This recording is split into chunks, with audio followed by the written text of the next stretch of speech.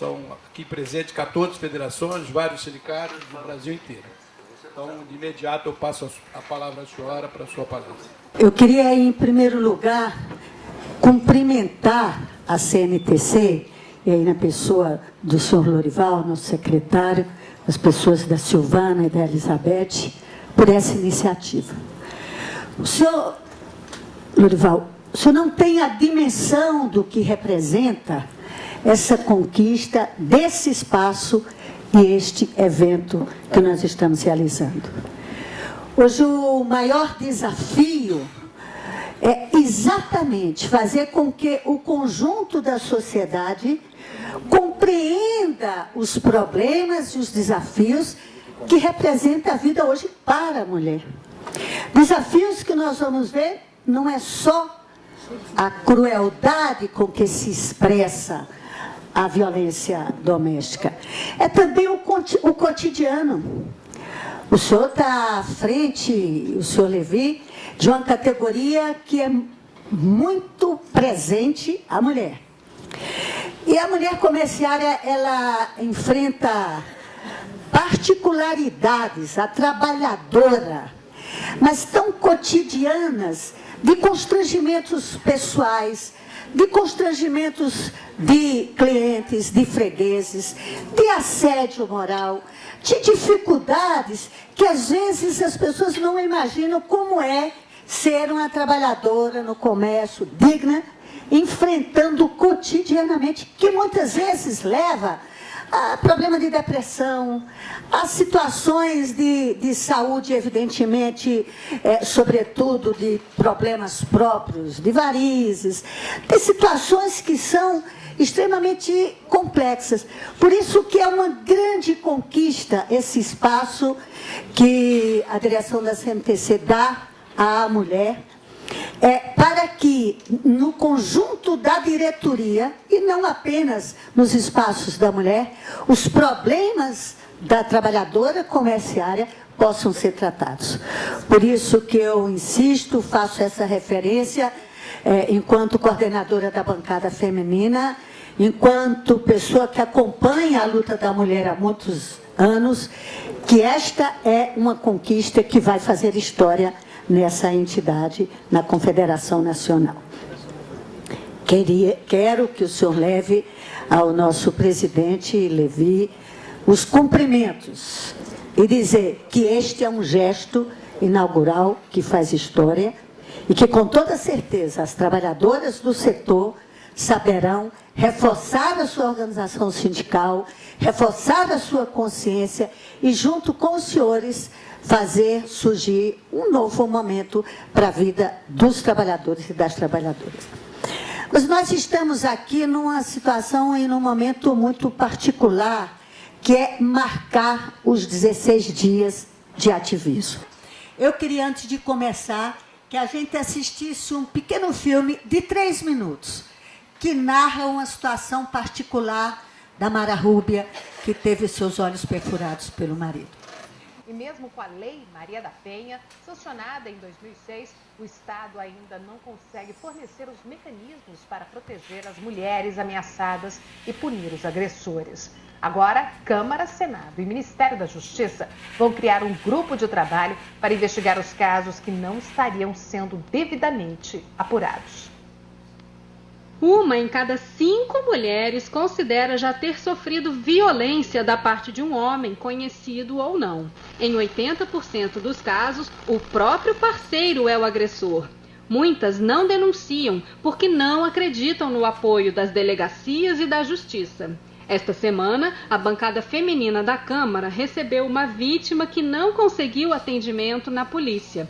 Mara Rúbia, de 27 anos, moradora de Goiânia, foi torturada pelo companheiro, teve os 2 olhos perfurados e está cega. 7 vezes ela pediu ajuda à polícia e à justiça, mas foi destratada e só conseguiu atenção para o seu caso depois de denunciá-lo às deputadas. É evidente que é uma marca cultural, uma cicatriz cultural que a sociedade brasileira vive e que tem que ser enfrentada em todas as dimensões. É uma coisa que nós não podemos tratar como uma briga de marido e mulher que não se mete com ele. Este é um problema do Estado brasileiro na defesa das mulheres brasileiras e que tem que ter resposta efetiva. Mara Rúbia foi recebida na reunião da bancada feminina e depois foi ao plenário da Câmara. Enquanto a deputada Jô Moraes explicava o caso para os parlamentares, o presidente Henrique Eduardo Alves agendou uma reunião com o ministro da Justiça.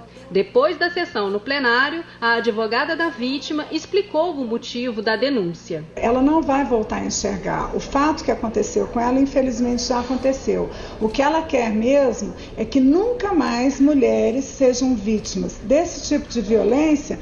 E pior, não só a violência física, mas sim a omissão do Estado que ocorreu e a sucessão de falhas que a levaram a esse estado. A reunião com o ministro da Justiça teve a participação dos presidentes da Câmara e do Senado, das deputadas e senadoras que compõem as bancadas femininas, da vítima e sua advogada. Depois de ouvir o relato sobre os erros cometidos pela polícia e pela justiça, o ministro afirmou que não pode pedir uma investigação da Polícia Federal, pois se trata de crime da competência do Estado de Goiás. Mas ficou acertada um grupo de trabalho com representantes do Legislativo, do Judiciário e do Executivo para melhorar o enfrentamento à violência contra a mulher. E a bancada feminina da Câmara promete levar adiante o combinado.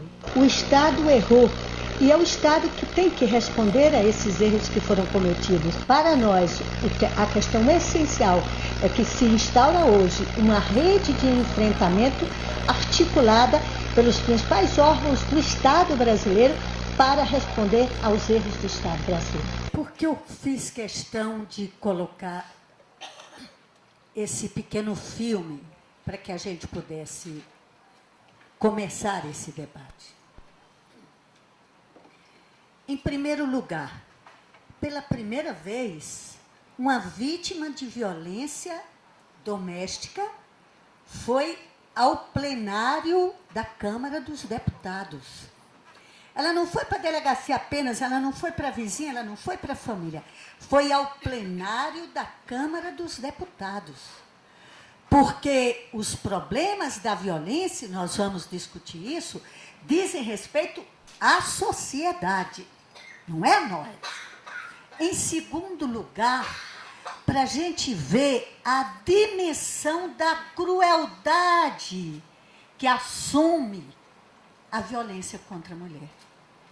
Ela é uma colega de vocês, ela trabalhava no comércio lá em Goiânia. E ela teve 27 anos, um filho de 5 anos, teve 7 vezes fazendo queixa, e ela teve perfurados os 2 olhos, e ele ainda abria o que estava bem e dizia, para você ver o que eu estou fazendo com o outro. Então, são 2 aspectos que nós precisamos compreender neste filme. Primeiro, a crueldade, e em 2013, ainda tem a dimensão de 20 anos atrás. Segundo, que agora é diferente. Agora não tem essa história de colher em briga de marido e mulher. Agora é o Estado brasileiro. Era o ministro da Justiça que estava ali. Era o presidente do Senado, Renan Calheiros, o presidente Henrique Eduardo Alves. Evidentemente que este evento se deu porque as mulheres são ousadas e transgressoras quando estão indignadas. Ela estava conosco numa reunião e nós decidimos, o caso é tão grave, vamos invadir o plenário da Câmara. E nós não pedimos licença, invadimos o plenário da Câmara, invadimos a mesa e tomamos a palavra, porque hoje, enquanto coordenadora da bancada, tenho direito à palavra de liderança. Então, esta é a visão que a gente começa para fazer esta discussão, que eu considero muito importante. É a mesma coisa da gente estar aqui, recebido, coordenado nessa iniciativa, com o nosso secretário Lorival assumindo e representando o nosso presidente Levi. Queria levantar com vocês algumas questões. A primeira questão é o seguinte, a dimensão social da violência contra a mulher. nós tivemos assassinadas nessa situação de violência doméstica, nos últimos 10 anos, 43 mil mulheres. Vocês sabem quantos civis morreram na guerra do Iraque, mais ou menos no mesmo período, 9 anos? 112 mil. Nós tivemos, na guerra do Iraque, um país em guerra, praticamente nossas mulheres se dão em torno de 40% daquelas vítimas civis que morreram na guerra do Iraque. Agora, nós estamos num país de paz, em paz, não tem guerra. E por que 43 mil mulheres morrem em 10 anos? Então, a primeira questão que a gente tem que entender é a dimensão social, o tamanho da violência que abate as mulheres, a dimensão social. Segundo, a dimensão democrática. A gente quer um país desenvolvido, livre, com a distribuição de riqueza, trabalhadores com direitos, tudo isso é o nosso plano. Agora, para fazer isso, você tem que liberar as energias criadoras dos trabalhadores, que são homens e mulheres. Um trabalhador que ganha bem, que é respeitado, que é qualificado, ele produz muito mais. A produtividade não é na pressão da hora extra, a produtividade é na satisfação, na qualificação, na valorização dos trabalhadores. Se você tem mulheres, e nós somos hoje quase a metade da população economicamente ativa, pouco mais de 40% dos trabalhadores do Brasil são mulheres. Se você tem esta quantidade limitada por violência disfarçada, por assédio, por falta de qualificação, mas, sobretudo, por ameaça de violência, você tem essa quantidade de mulheres no país sem produzir à altura. Eu queria que a gente compreendesse que este problema é um problema da democracia. A democracia é trabalhadores e trabalhadoras, homens e mulheres, mais participando do desenvolvimento da sociedade, da política, de todos os processos. Mas você tem esta metade cerceada. E quero dizer uma diferença. Hoje, secretário Lorival, o país está violento demais em todas as dimensões. Esta violência é fruto de uma sociedade em que não se cultiva mais os valores humanos. É fruto de uma sociedade que os Estados Unidos vai jogar bomba lá no Iraque, vende arma para não sei o que lá. É fruto dessa sociedade. E a violência doméstica passa a ser, Silvana, o coração que realimenta a violência no geral. Isso por quê? A mulher está em casa, veio do trabalho, chegou mais cedo, está arrumando a casa, aí chega o marido que teve uma briga lá no trabalho, aí chega, dá uma chapuletada, bate, uma coisa na mulher.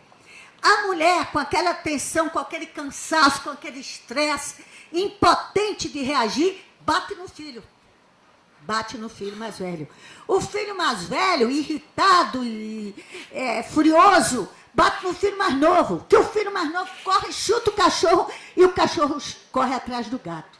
Então, se você vê, a família, a violência doméstica alimenta e reproduz a violência no geral.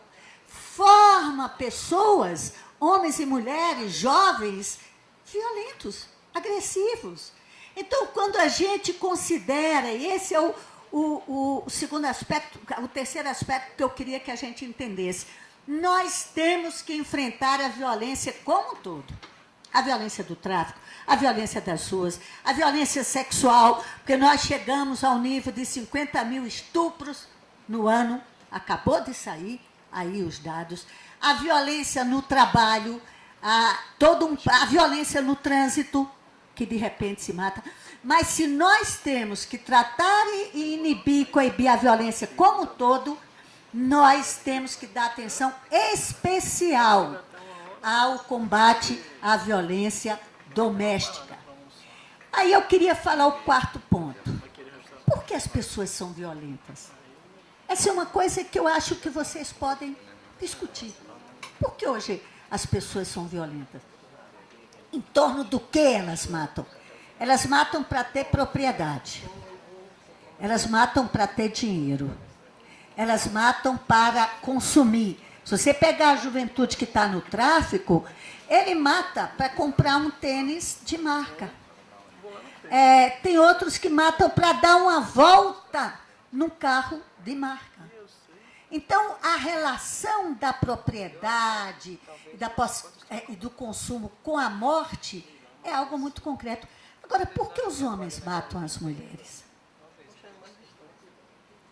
Porque a mulher ela é morta apenas por ser mulher.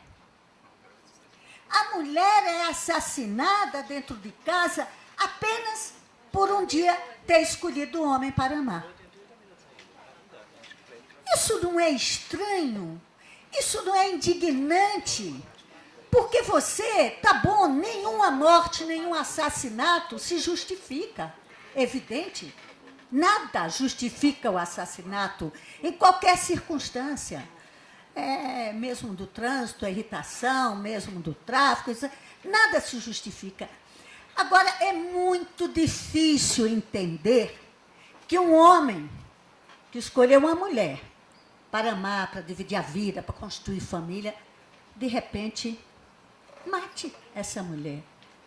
Então, a impotência que a sociedade brasileira e que as mulheres vivem por esse tipo de assassinato, de ameaça, é algo que nós precisamos refletir, abordar e discutir.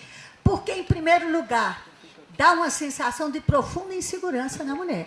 A Mara Rúbia foi um dia, a polícia, o marido na época estava batendo nela, a polícia levou os dois, chegou lá, ela não quis assinar a queixa.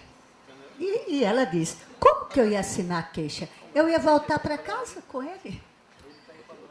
Como é que eu ia assinar a queixa? Né? Então, há o primeiro sentimento de insegurança. O segundo, de impotência, porque muitas vezes as mulheres não conseguem sair de casa e cuidar com seus filhos sozinhas. Também a dependência econômica impede esse problema, esse sentimento de impotência. E, em terceiro lugar, sentimento de culpa. A mulher apanha e ainda se sente culpada. Muitas chegam e dizem, olha, mas eu não sei o que eu fiz que desagradou ele. Então, você veja que a mulher, ela enfrenta, além de enfrentar a ameaça cotidiana, ela enfrenta também a insegurança, a impotência e a culpa. E eu digo isso porque nós temos que discutir entre nós e partilhar, inclusive, com a presença dos homens, como que a gente faz aquilo que é o quarto ponto que eu queria levantar para vocês. A prevenção. Nós temos uma imensa dificuldade de discutir a prevenção. Eu estava lá em Minas, conversando numa escola, aí uma aluna disse, sou deputada, a senhora foi presidente da Comissão Parlamentar Mista de Inquérito, andou esse país inteiro. A senhora só discutiu punição e repressão. Mas a senhora não discutiu a prevenção. Eu disse, realmente, é uma pergunta que deve ser feita. Como evitar essa violência? Evidente que nós temos um problema. Se você não tratar de punir o agressor, se não tratar de punir o agressor, aquele que mata, aquele que esfaqueia, aquele que mata com foice, mata com martelo, mata com a faca, que a maioria são mortes esfaqueadas, se você não punir, fica a sensação de, olha, eu posso fazer isso. E escapo. Então, esse é um desafio. Mas como prevenir? E esta é uma discussão que eu acho que vocês, durante todo o seminário, deveriam levantar. Porque a prevenção, ela começa no banco da escola. nos meninos, compreendendo e respeitando a relação com as meninas, passa pelas salas de aulas maiores, onde os meninos e as meninas se valorizem, porque tem professora que põe a menina para varrer a sala e põe o menino para carregar as carteiras, seu peso, e não valoriza as meninas na sua capacidade, na sua iniciativa. Tem formas diferenciadas. Você pega o Dia das Mães, você tem as homenagens, ela é a dona de tudo, ela é a rainha do lar. E ainda tem o tal do avental todo sujo de ovo. Ô, gente, a gente vai usar um avental todo sujo de ovo? O companheiro nosso, o marido, o namorado, vai ficar longe desse avental todo sujo de ovo. Isso daí é uma coisa do passado que nós não podemos ter a visão, porque a função da mulher, ela, além de trabalhar fora, além de cozinhar em casa, além de arrumar tudo, além de cuidar do dever de casa dos meninos, ainda tem que ficar bonita. Senão eles não olham para a gente, né? O Lorival deve saber muito bem que o homem gosta também de mulheres que se cuidem, que põem um perfumezinho, que vá no cabeleireiro. E isso é um dos desafios que a gente tem.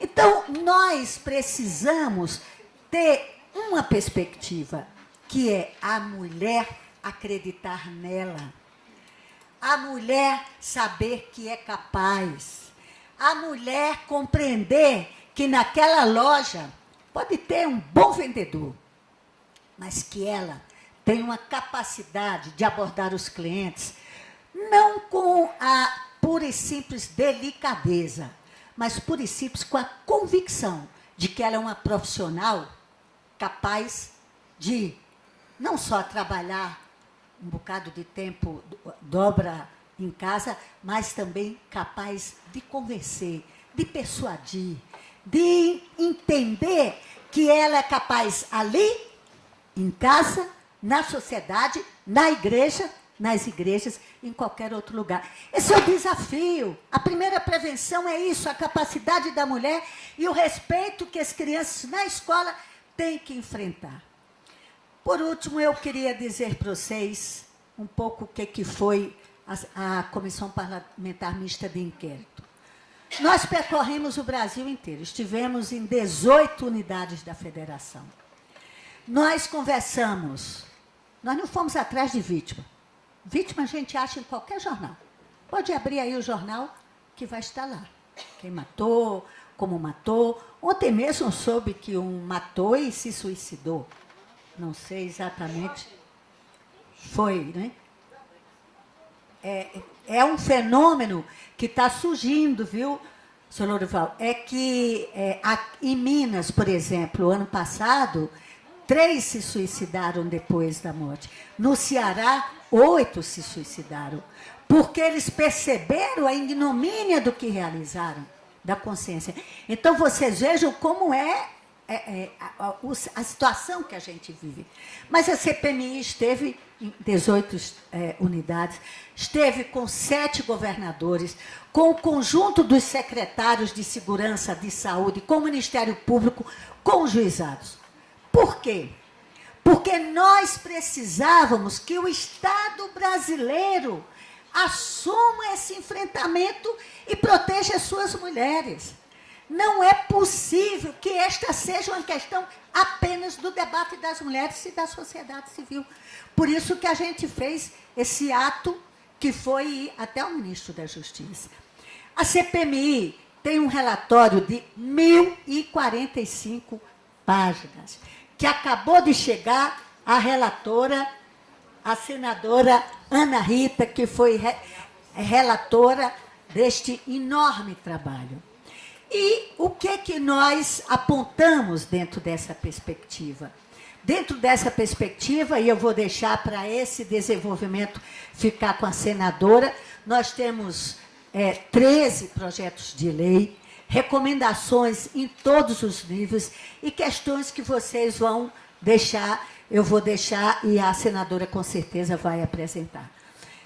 Quero concluir dizendo que nós temos um grande desafio. Neste espaço agora, nós estamos construindo uma nova identidade da mulher comerciária. Cada uma de vocês representa uma unidade da federação, representa um conjunto de lideranças e estará nas mãos de vocês a possibilidade de que o conjunto da nossa entidade sindical possa se embandeirar a partir dessa importante iniciativa daquilo que é fundamental, que é abraçarmos todos, homens e mulheres, a luta por uma sociedade de paz, uma sociedade de paz nas ruas e uma sociedade de paz na casa de cada uma de nós, que deve ser garantido.